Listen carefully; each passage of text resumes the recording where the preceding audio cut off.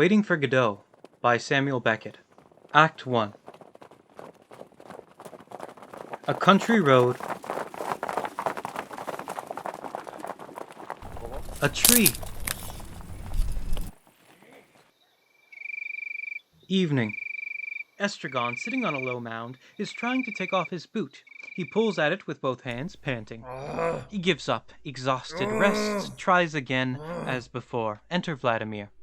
Estragon, giving up again. Nothing to be done. Vladimir, advancing with short, stiff strides, legs wide apart. I'm beginning to come around to that opinion. All my life I've tried to put it from me, saying, Vladimir, be reasonable, you haven't tried everything, and I resume the struggle. He broods, musing on the struggle, turning to Estragon. So, there you are again. Am I? I'm afraid to see you back. I thought you were gone forever. Me too. Together again at last. We'll have to celebrate this, but how? He reflects. Get up till I embrace you. Irritably. Not now, not now. Hurt, coldly. May one inquire where His Highness spent the night? In a ditch. Admiringly. A ditch? Where? Without gesture. Over there. And they didn't beat you? Beat me? Certainly they beat me.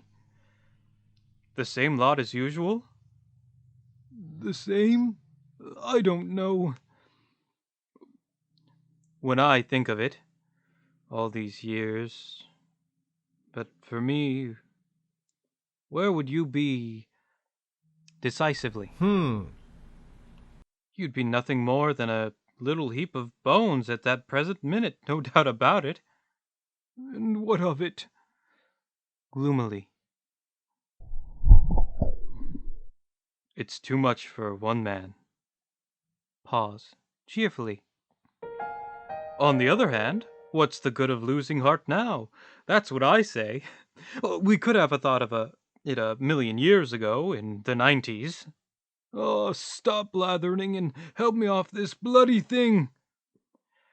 Hand in hand from the top of the Eiffel Tower among the first, we were respectable in those days. Now it's too late.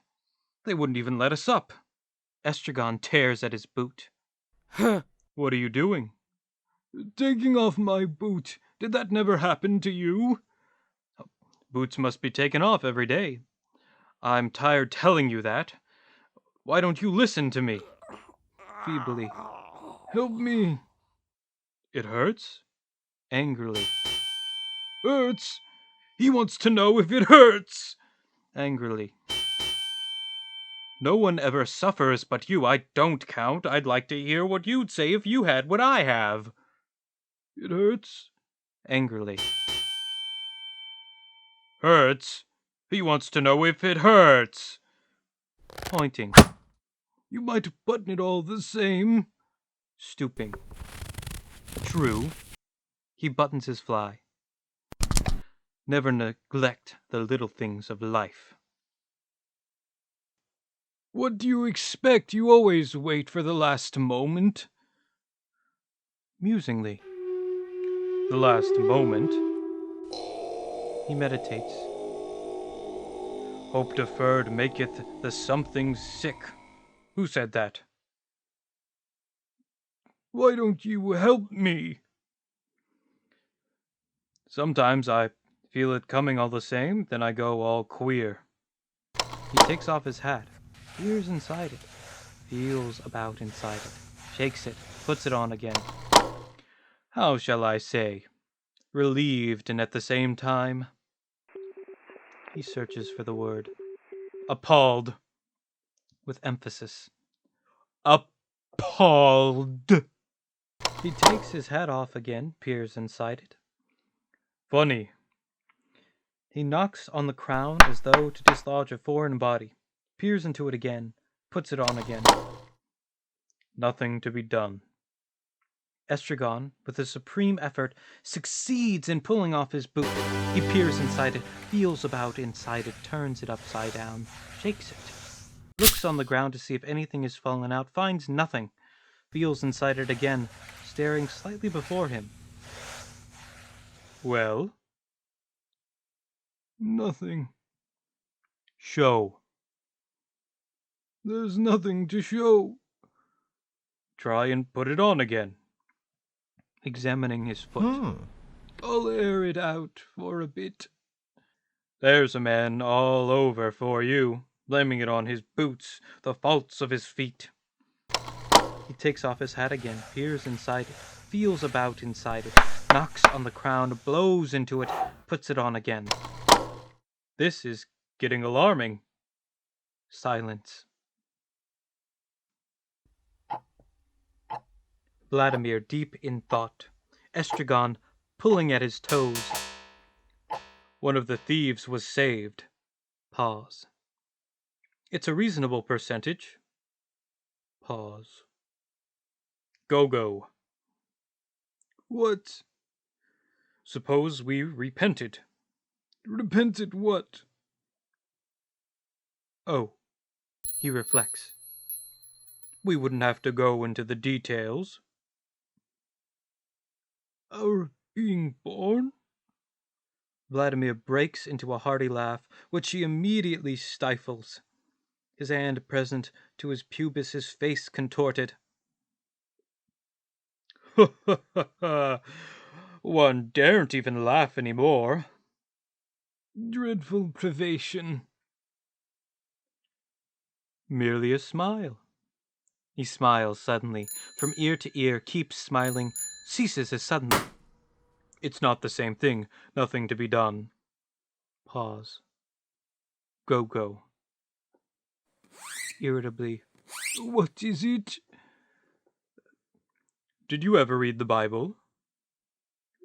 The Bible? He reflects. I must have taken a look at it. Do you remember the Gospels?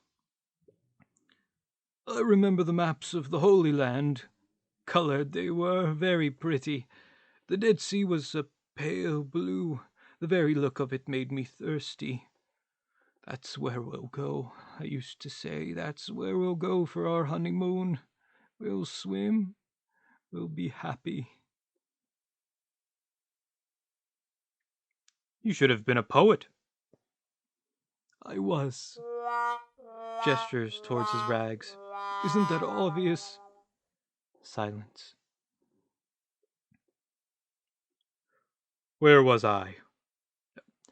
How's your foot? Swelling visibly. Ah, yes, the two thieves. Do you remember the story? No.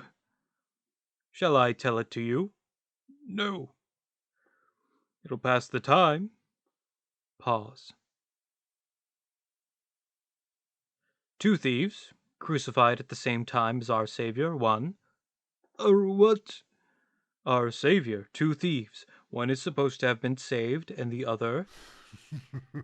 He searches for the contrary of saved. Damned. Saved from what? Hell. I'm going. He does not move. And yet... Pause. How is it... This is not boring you, I hope. How is it that, of the four evangelists, only one speaks of a thief being saved? The four of them were there or thereabouts, and only one speaks of a thief being saved. Pause. Come on, go. Return the ball, can't you, once in a way? With exaggerated enthusiasm. I find this really most extraordinarily interesting. 1 out of 4. Of the other 3, 2 don't mention any thieves at all, and the third says that both of them abused him. Who? What? What's all this about? Abused who? The Savior. Why? Because he wouldn't save them. From hell? imbecile, from death. I thought you said hell. From death, from death. Well, what of it? Then the two of them must have been damned. And why not? But one of the four says that one of the two was saved. Well, they don't agree, and that's all there is to it. But all four were there, and only one speaks of a thief being saved. Why believe him rather than the others?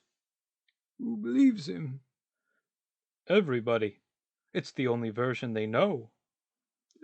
People are bloody ignorant apes. He rises painfully, goes limping to extreme left, halts, gazes into the distance off with his hand, screening his eyes, turns, goes to extreme right, gazes into the distance. Vladimir watches him, then goes and picks up the boot, peers into it, drops it hastily. Pah! He spits. Estragon moves to the center, halts with his back to the auditorium.